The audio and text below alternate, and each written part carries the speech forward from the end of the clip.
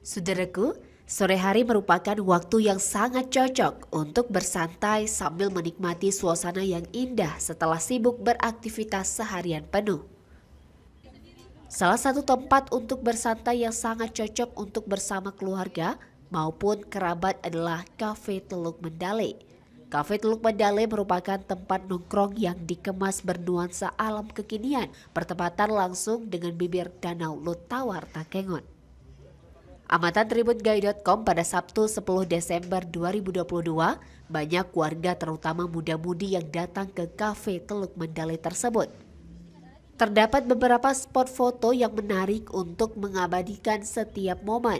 Selain pemandangan yang indah, terdapat juga makanan yang cukup enak sekali. Salah satu menu andalannya adalah lobster teluk atau lobster air tawar.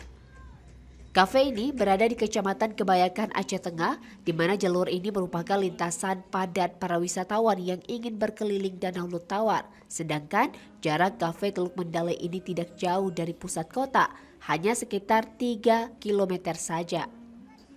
Selain Kafe Teluk Mendale, terdapat juga beberapa homestay dan tempat wisata lainnya.